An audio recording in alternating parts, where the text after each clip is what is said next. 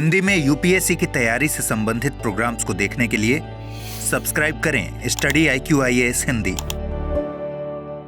Map in news में आपका स्वागत है। मैं हूं अमृत उपाध्याय और इस बीच 1 लाख का सब्सक्रिप्शन हुआ है। आप जानते हैं हमने एक गिफ्ट का वायदा किया था आपको और वो उपहार हमने दे दिया है, लेकिन एक नज़र डाल लेते हैं। हालांकि आप सबने देखा होगा, फिर भी सबसे पहले तो आप सबका शुक्रिया 1 लाख सब्सक्रिप्शन तक पहुंचाने के लिए।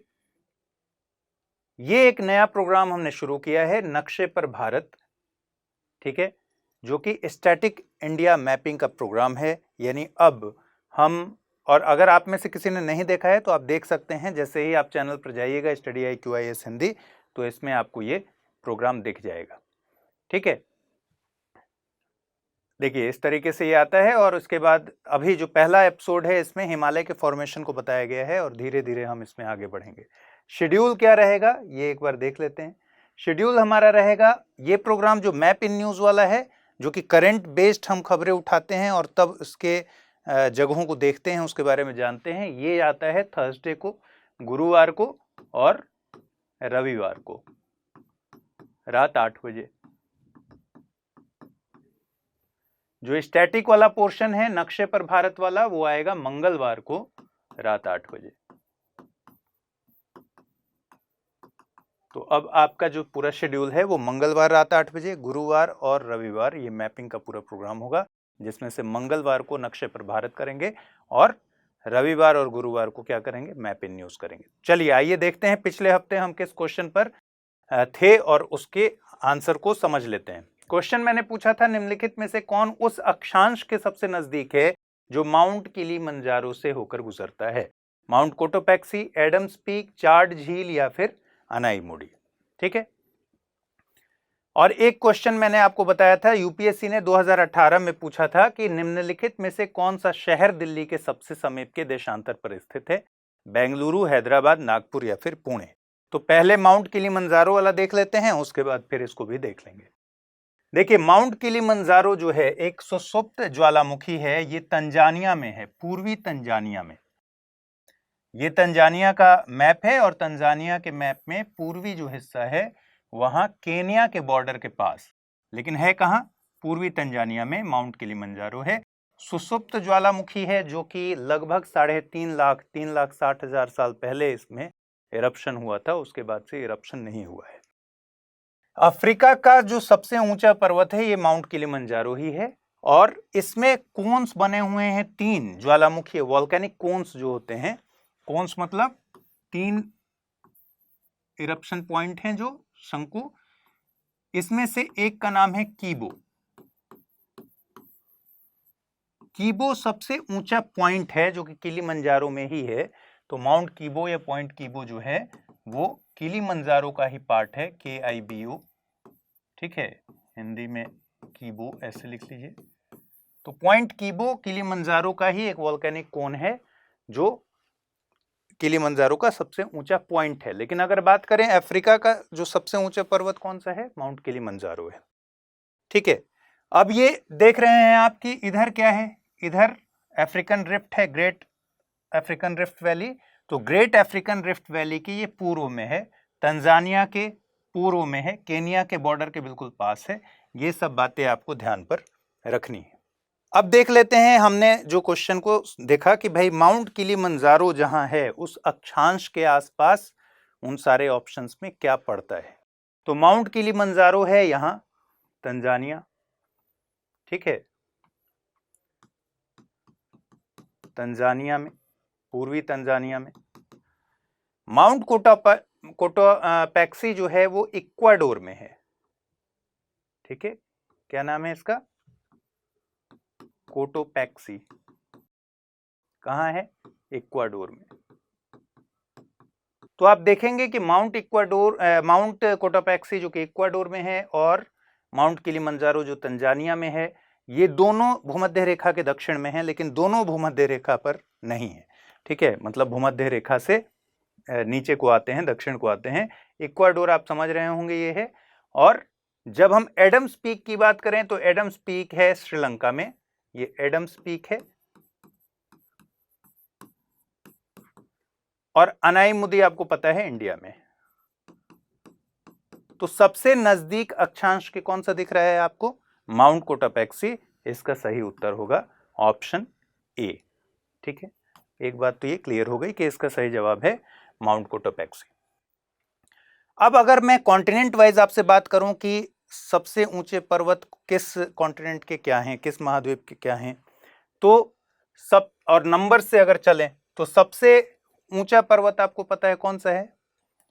Mount Everest. एक नंबर हो गया ये एवरेस्ट। कहां है एवरेस्ट? हिमालय में, चीन और नेपाल। सबसे ऊंचा, दुनिया का जो सबसे ऊंचा पर्वत है वो है माउंट एवरेस्ट। पहली बात ये हो गई। 2 नंबर पर अगर देखेंगे तो अर्जेंटीना चलना पड़ेगा। साउथ अमेरिका में, अर्जेंटीना में है एकोंकोगुआ, माउंट एकोंकोगुआ, अर्जेंटीना। ठीक है,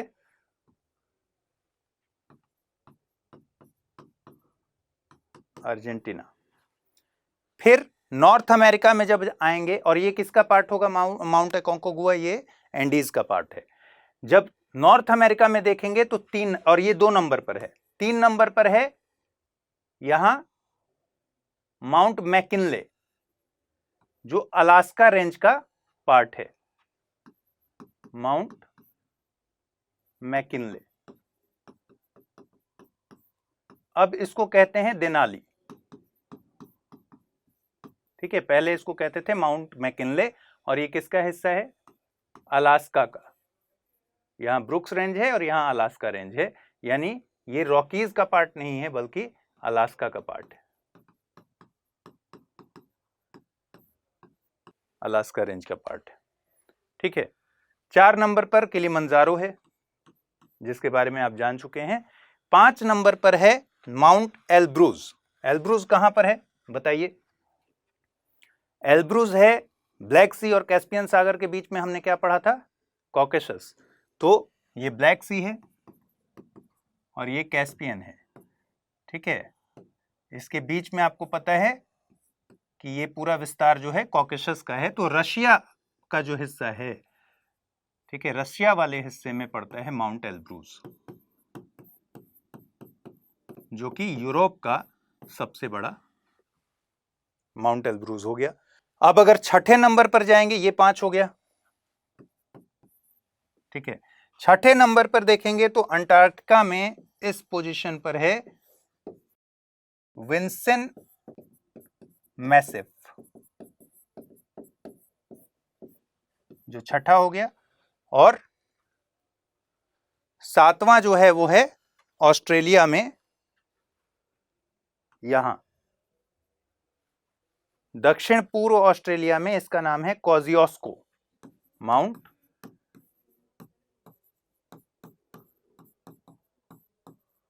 कोजियोस्को। ठीक है, तो ये 7वां हो गया। समझ गए आप? हर कॉन्टिनेंट में एक एक करके आप समझ गए। सबसे पहले एवरेस्ट, ठीक है, जो चाइना और नेपाल हो गया। फिर दूसरे पे एकोंकोगुआ, जो साउथ अमेरिका में हो गया। नॉर्थ अमेरिका में हो गया देनाली या फिर माउंट मैकिनले 3 नंबर पे। 4 नंबर पर किलिमंजारो, जो अफ्रीका का सबसे ऊंचा हो गया। 5 नंबर पर माउंट एल्ब्रूज, जो यूरोप का सबसे ऊंचा हो गया, रशिया में है, ठीक है, कॉकेशस में, पश्चिमी कॉकेशस में। 6 नंबर पर हो गया विंसन मैसिव, जो अंटार्कटिका में है। और 7 नंबर पर हो गया माउंट कोजियोस्को, जो कि ऑस्ट्रेलिया में दक्षिण पूर्व में है। ठीक, अब ये एक आपको पीडीएफ में मिल जाएगा। पीडीएफ कहाँ मिलता है? पीडीएफ मिलता है अमृत उपाध्याय 007 टेलीग्राम चैनल पर।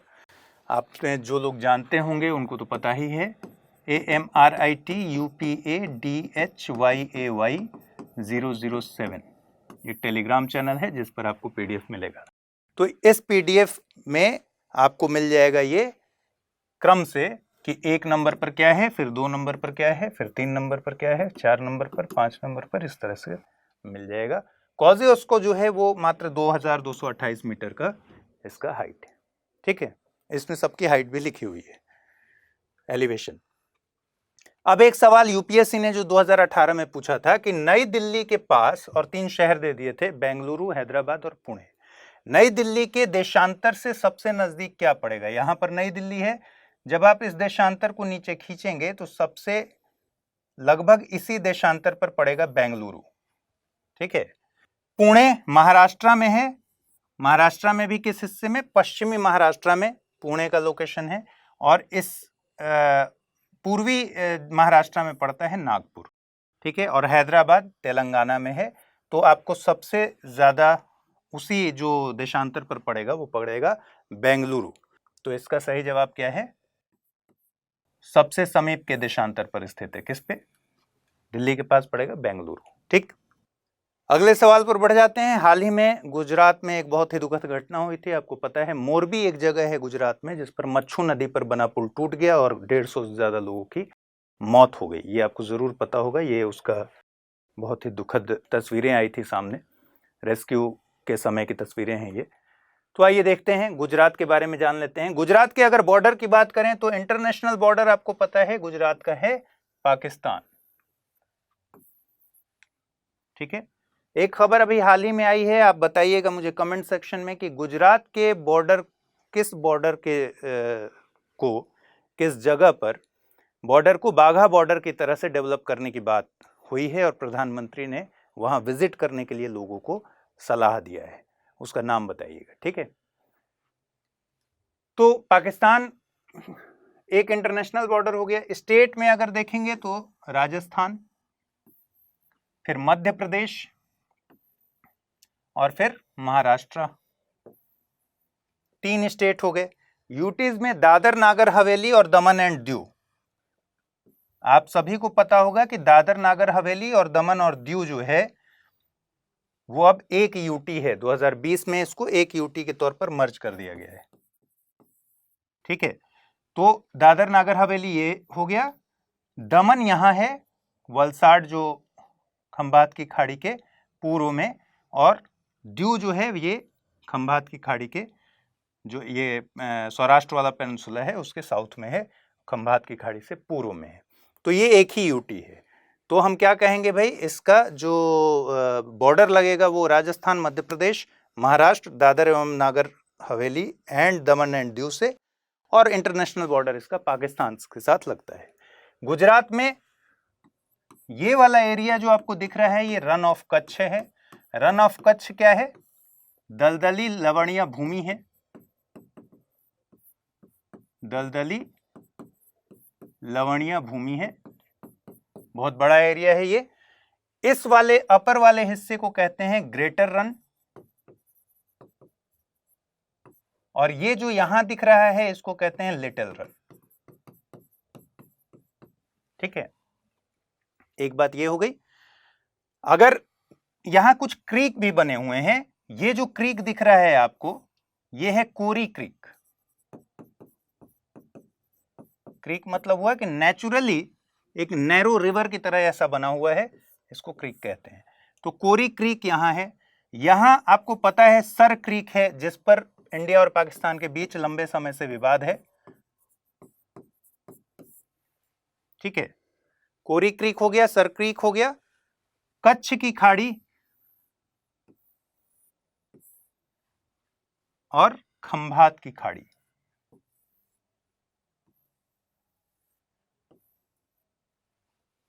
तो ये पूरा आपको ध्यान पर रखना होगा। कच्छ की खाड़ी नॉर्थ में ये वाला हिस्सा है, और खंभात की खाड़ी है जो जिसके किनारे आपको दिख रहा है सूरत, भरूच, ये सब, वलसाड। तो इस तरह से आपको चीजों को समझ लेना है।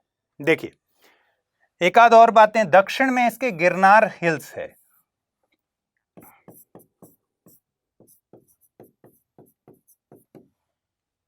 यहां देख रहे हैं आप मांडव हिल्स।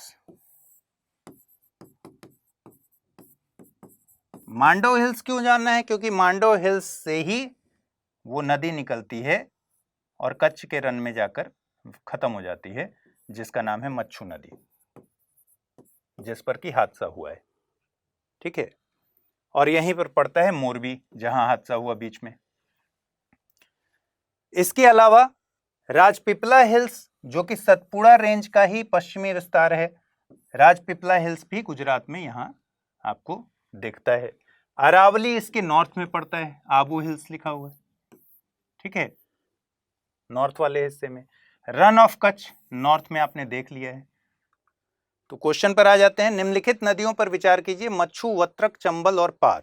उपर्युक्त में से कौन सी गुजरात से होकर बहती है या है? केवल 3, केवल 1 और 3, केवल 1, 2 और 4, 1, 2, 3 और 4। यूपीएससी ने 2014 में एक सवाल पूछा था कि निम्नलिखित नदियों पर विचार कीजिए, बराक, लोहित, सुबनसिरी, उपर्युक्त में से कौन सी अरुणाचल प्रदेश से होकर बहती है या है? इसके ऑप्शन दिए हुए हैं। इसका आंसर मैं इसलिए नहीं बता रहा हूं कि ये मैंने मैप इन शॉर्ट में ऑलरेडी बना रखा है। मैप के असल में अब 3 प्रोग्राम चल रहे हैं। पहला तो मैप इन न्यूज है, एक और प्रोग्राम चल रहा है मैप इन शॉर्ट, जिसमें हम प्रीवियस ईयर के क्वेश्चंस को ज्यादातर कवर करते हैं 1 मिनट के अंदर, वो भी एनिमेशन के जरिए। अगर आप में से किसी ने नहीं देखा है तो मैप इन शॉर्ट जाकर देख लीजिएगा, स्टडी IQ IAS हिंदी के शॉर्ट्स वाले सेगमेंट में आपको मिल जाएगा। और एक प्रोग्राम अब शुरू हो गया है जिसको हम कहते हैं नक्शे पर भारत, जो कि इंडिया की मैपिंग है। तो ये वाला आप वहां देख लीजिएगा और बताइएगा कि इसका सही आंसर क्या है। देखिए, निम्नलिखित नदियों पर विचार कीजिए, मच्छू, वत्रक, चंबल, पार कौन सी गुजरात से होकर बहती हैं? मच्छू आपने देख लिया है कि गुजरात से होकर बहती है और कच्छ के रण में मांडव हिल्स के पास से निकलती है और कच्छ के रण में खत्म हो जाती है। नर्मदा आपको पता है, तापी पता है, ठीक है। अब यहां हमको क्या क्या जानना है? वत्रक, चंबल और पार। इसी मैप पर देख रहे हैं, वो थोड़ा सा अच्छा नहीं है मैप। इस तरीके से आती है यहां साबरमती, खंबात की खाड़ी की तरफ साबरमती। साबरमती को ही ज्वाइन करती है यहां पर वत्रक नदी। अब ये सब मैप पे असल में मिलता नहीं है, ठीक है, दिखाने लायक मैप मिलता नहीं है, तो इसलिए मैं मैप नहीं ले पाया हूं। वत्रक नदी साबरमती की ही सहायक नदी है, ठीक है।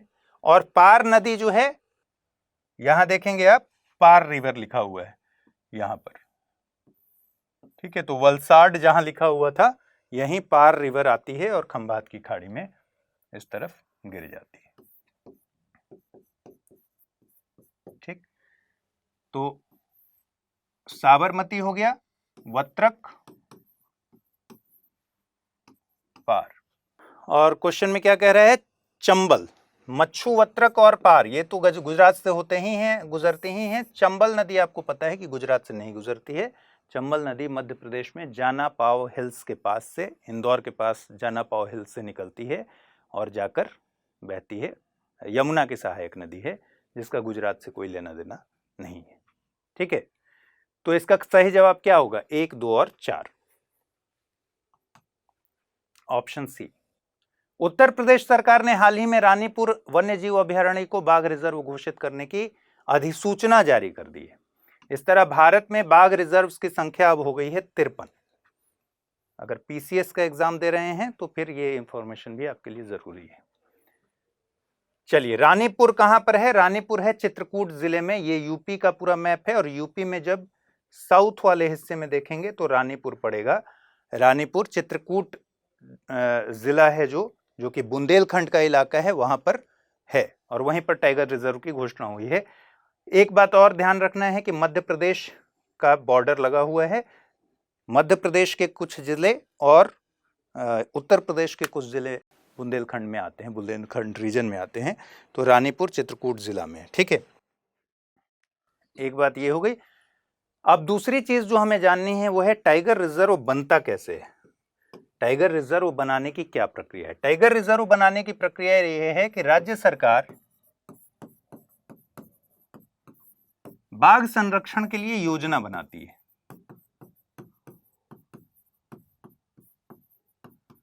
ठीक है। ये योजना और टाइगर रिजर्व बनाने के लिए जो रिकमेंडेशन है वो भेजा जाता है NTCA को, नेशनल टाइगर कंजर्वेशन अथॉरिटी को, जो इस पर फैसला लेता है। लेकिन इसमें कुछ बातों का राज्य सरकार ख्याल रखती है। पहली चीज कि बाघों की पर्याप्त संख्या हो, दूसरी चीज क्या होनी चाहिए, उनके रहने के लिए अनुकूल दशाएं हों।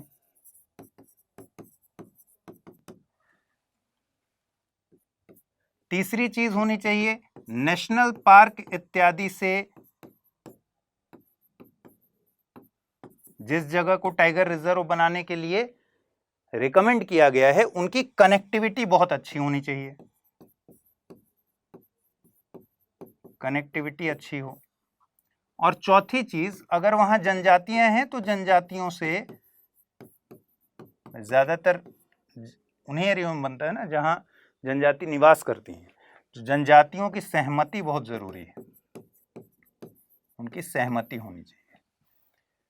ये सारे कंडीशंस देख के राज्य सरकार एनटीसीए को भेजती है, एनटीसीए उस पर विचार करता है, नेशनल टाइगर कंजर्वेशन अथॉरिटी, और उसके बाद अगर मंजूरी मिल जाती है तो राज्य सरकार इसके लिए नोटिफिकेशन जारी कर देती है, अधिसूचना जारी कर देती है, जैसा उत्तर प्रदेश सरकार ने किया है। नोटिफिकेशन जारी करने के बाद वो टाइगर रिजर्व आधिकारिक तौर पर हो जाता है। लेकिन अगर इसको हटाना हो, जो टाइगर रिजर्व को अब टाइगर रिजर्व के स्टेटस से बाहर निकालना हो, तो ऐसा सिर्फ जनहित में किया जा सकता है, जनहित में किया जाएगा। दूसरी चीज, इसमें एनटीसीए से तो मंजूरी लेनी ही पड़ेगी, साथ में national board for wild life से भी आपको मंजूरी लेनी पड़ेगी। जब दोनों की इजाजत राज्य सरकार को मिल जाए इस आधार पर कि जनहित में यह करना जरूरी है कि अब इसको टाइगर रिजर्व के स्टेटस से बाहर निकालिए, तभी ऐसा हो सकता है। यहां ये जानकारी मैप की नहीं है, लेकिन थोड़ा सा ये पता होना चाहिए आपको। चलिए क्वेश्चन देख लीजिए। बाघ रिजर्व एक तरफ है रानीपुर, दूसरी तरफ विशेषता में लिखा हुआ है, यहां कुछ भी हो सकता है, संबंधित क्षेत्र लिख सकते हैं, संबंधित नदियां लिख सकते हैं, कुछ भी हो सकता है। तो विशेषता में लिखा हुआ है बेतवा नदी, कवाल सतपुड़ा रेंज, नागार्जुन श्रीशैलम नल्ला मल्ला पहाड़ी, कमलांग सारामती शिखर। उपर्युक्त में से कौन सा ऐसे युग्म सही सुमेलित है या हैं? केवल 1 और 2, केवल 1 और 4, केवल 3 और केवल 2 और 4। आइए देख लेते हैं। रानीपुर कह रहा है बेतवा। रानीपुर हमको पता है कहां पर है, उत्तर प्रदेश में, चित्रकूट में, मतलब दक्षिणी उत्तर प्रदेश में है रानीपुर। और बेतवा नदी कहां से निकलती है? बेतवा नदी निकलती है नर्मदापुरम से, भोपाल के पास देख रहे हैं, होशंगाबाद, नर्मदापुरम से निकलकर ये कानपुर के पास हमीरपुर में यमुना से मिलती है। ठीक है, तो इसका संबंध किसी भी लिहाज से रानीपुर से नहीं है, क्योंकि इस लोकेशन पर देखेंगे इलाहाबाद यहां पड़ता है। ठीक है, और इस लोकेशन में जब हम देखेंगे रानीपुर वाले में, तो ये इसका लोकेशन बिल्कुल अलग है, तो पहला वाला ऑप्शन इसलिए गलत हो जा रहा है। और बेतवा किसकी सहायक नदी है? बेतवा किसकी सहायक नदी होगी? यमुना में मिलेगी तो यमुना की सहायक नदी है। चंबल जिसके बारे में हम लोग बात कर रहे थे, यही इंदौर के पास से देखिए जाना पाओ हिल्स से निकलती है। ठीक है, चंबल और यमुना में जाके मिलती है। अगला है कवाल, और सामने दिया है सतपुड़ा रेंज। सतपुड़ा रेंज आपको पता है, विंध्य ये हो गया, सतपुड़ा ये हो गया। ठीक है, विंध्य और सतपुड़ा मध्य प्रदेश, और इसी का हमने देखा राजपीपला हिल्स गुजरात में भी है, पश्चिमी विस्तार जो है इसका। और कवाल कहां पर है? हमने पिछले एपिसोड्स में देखा था, अमराबाद तेलंगाना में, नॉर्थ तेलंगाना में कवाल टाइगर रिजर्व है, साउथ तेलंगाना में अमराबाद टाइगर रिजर्व है। ठीक है, तो इसका भी संबंध नहीं बैठ रहा है सतपुड़ा से। सतपुड़ा ये भी ध्यान रखिएगा कि सतपुड़ा रेंज के अलावा सतपुड़ा अपने आप में एक टाइगर रिजर्व का नाम भी है, सतपुड़ा टाइगर रिजर्व मध्य प्रदेश, तो ये भी गलत हो गया। नागार्जुन श्रीशैलम ये भी हम पढ़ चुके हैं, नल्ला मल्ला पहाड़ी, नागार्जुन श्रीशैलम आंध्र प्रदेश में है। आंध्र प्रदेश में जो पूर्वी आंध्र प्रदेश है वहां पर है, उत्तर पूर्वी में नागार्जुन श्रीशैलम। ठीक है, और नल्ला मल्ला पहाड़ियां यहीं पर हैं, बिल्कुल इसी पोजीशन पर, नल्ला मल्ला पहाड़ियां इसमें देख लीजिए। ठीक है, ये रहा। ये वाला, यही आंध्र प्रदेश सेम एरिया है। तो नल्ला मल्ला पहाड़ियां हैं जहां पर नागार्जुन श्रीशैलम है, ये बिल्कुल सही है। कमलांग सारामती शिखर, सारामती पीक है पूर्वी नागालैंड में, पूर्वी नागालैंड में, ठीक है। जबकि कमलांग जो है वो है अरुणाचल प्रदेश में, बिल्कुल पूर्वी हिस्से में, कमलांग टाइगर रिजर्व, ठीक है। अब इसमें ये मत करने लगे कि एक एक टाइगर रिजर्व को ऐसे पूरा याद करना शुरू करेंगे, 53 आज याद करके रखेंगे, कभी याद नहीं होगा। ऐसे ही धीरे धीरे ये टाइगर रिजर्व याद हो जाते हैं। और इस तरह की चीजें, एक स्टेट को ही पकड़ सकते हैं कि एक स्टेट में एक दिन देख लिए कि भाई कौन कौन से टाइगर रिजर्व हैं, दिमाग में रख लिए, फिर 1-2 दिन बाद देख लिए, ऐसे चाय वाय पीते हुए, तब जाकर याद होगा। या ऐसे मार्क जैसे हम लोग कर रहे हैं वैसे याद हो जाएगा। तो कमलांग है पूर्वी अरुणाचल प्रदेश में, जबकि उसके साथ मिलान जो दे रहा है सारामती शिखर, सारामती पीक है कहां पर, पूर्वी नागालैंड में। तो इस तरह से जो एक ही ऑप्शन बचता है, केवल 3, नागार्जुन श्रीशैलम, नल्ला मल्ला पहाड़ी, जो कि सही जवाब है। इस बार यूएनएफसीसी की 27वीं कॉन्फ्रेंस ऑफ पार्टी, मतलब क्या हुआ, COP27, बहुत ज्यादा इंपॉर्टेंट है। कॉप का कोई भी मीटिंग हो आपके एग्जाम के लिए बहुत इंपॉर्टेंट है। COP27 का आयोजन हुआ था मिस्र में, इजिप्ट, 6 से 18 नवंबर तक चला। इस सम्मेलन का आयोजन मिस्र में भी शर्म अल शेख में हुआ था। शर्म अल शेख कहाँ है पता होना चाहिए। देखिए, शर्म अल शेख, इजिप्ट, 2022 COP27। चलिए सबसे पहले इजिप्ट के बॉर्डर्स को देख लें। इजिप्ट, अगर लैंड बॉर्डर की बात करेंगे तो 2 ही देश इससे लगते हैं, एकदम समकोण बना लीजिए, सूडान और लीबिया, 2 ही देश हैं। इसके नॉर्थ में भूमध्य सागर है, यहां पर रेड सी है, लाल सागर, ये सिनाई पेनिनसुला है। इस वाले मैप में देखते हैं, इस वाले में ज्यादा ठीक से आएगा। देखिए, ये पूरा इजिप्ट हो गया, बॉर्डर हमने देखा सूडान और लीबिया। इसकी राजधानी है कायरो, जो कि नील नदी के तट पर है, और यही नील नदी का बहाव है। नील नदी को हमने न जाने कितनी बार पढ़ा है। किस जगह पर ब्लू नील और व्हाइट नील मिलकर नील नदी बनती है, वो कौन सा देश है जिसकी राजधानी के पास ब्लू नील और व्हाइट नील मिलने के बाद नील नदी बनकर आगे बढ़ती है, ये भी बताइएगा। तो जब नील नदी के फ्लो में देखेंगे तो कायरो या काहिरा जो है, ये इसकी राजधानी है, जो इसके तट पर पड़ती है, नील रिवर के। नील रिवर के ही तट पर लेक नासार पड़ता है, नासिर, लेक नासिर ये रहा, और इसी नील नदी पर बना है आसवान डैम, जो चर्चा में रहा है, और लेक नासिर ये हो गया, ठीक है।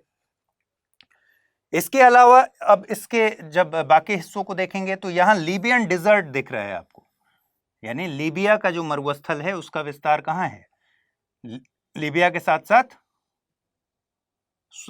इजिप्ट में, मिस्र में। फिर वेस्टर्न डिजर्ट है, पश्चिमी मरुस्थल, और ईस्टर्न डिजर्ट है, पूर्वी मरुस्थल, और ये सारे डिजर्ट जो हैं सहारा मरुस्थल का ही हिस्सा है, सहारा मरुस्थल का ही पार्ट है। लीबियन डिजर्ट हो गया, ईस्टर्न और वेस्टर्न डिजर्ट हो गया, ठीक है। यहां कतारा डिप्रेशन आपको याद होगा, अगर आप में से कुछ लोग पहले से फॉलो कर रहे हैं इस प्रोग्राम को तो आपको याद होगा, हमने कतारा डिप्रेशन के बारे में बात किया था कि कतारा डिप्रेशन को दुनिया में नर्क का द्वार कहते हैं। कतारा डिप्रेशन समुद्र तल से 100 मीटर से भी नीचे इसकी गहराई है, और इसके बारे में हमने पहले भी पढ़ा है। तो कतारा डिप्रेशन जो है ये उत्तर में पश्चिम, जो उत्तर पश्चिम वाला हिस्सा है, ये पूरा कतारा डिप्रेशन है मिस्र में, ठीक है।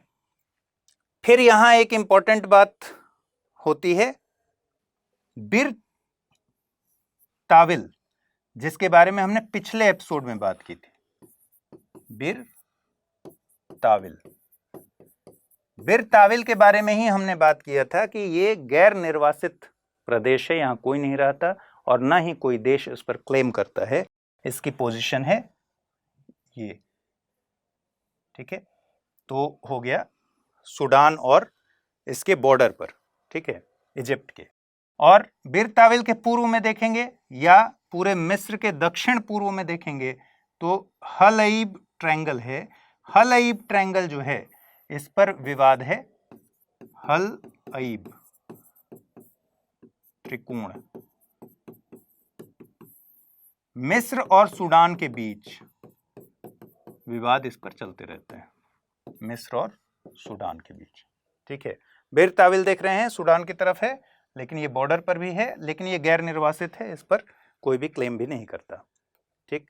अगर एक और महत्वपूर्ण हिस्से की बात करें तो सिनाई पेनिनसुला जो कि इजिप्ट का पार्ट है, ठीक है, तो उसको हम देख लेंगे। अभी जब क्वेश्चन देखेंगे तो उसी में देख लेंगे। आइए देखते हैं क्वेश्चन क्या है। निम्नलिखित में से किस एक का संबंध सिनाई प्रायद्वीप के साथ नहीं है? अकाबा की खाड़ी, लाल सागर, मृत सागर, भूमध्य सागर। बहुत आसान सा क्वेश्चन है, आइए देखते हैं। सिनाई पेनिनसुला एशिया का पार्ट माना जाता है। मिस्र अफ्रीका में, लेकिन सिनाई पेनिनसुला जो है एशिया का हिस्सा माना जाता है, ये एक जरूरी बात है। सिनाई पेनिनसुला के साथ देखेंगे तो यहां गल्फ ऑफ स्वेज यानी स्वेज की खाड़ी इसके पश्चिम में है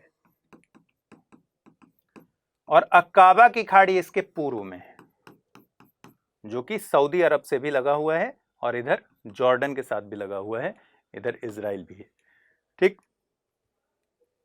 तो गल्फ ऑफ अकाबा और गल्फ ऑफ स्वेज के बीच में सिनाई पेनिनसुला है। अगर सिनाई पेनिनसुला से हम बॉर्डर को देखें तो यहां इजराइल के साथ बॉर्डर लगा है मिस्र का, और यहां गाजा पट्टी भी है।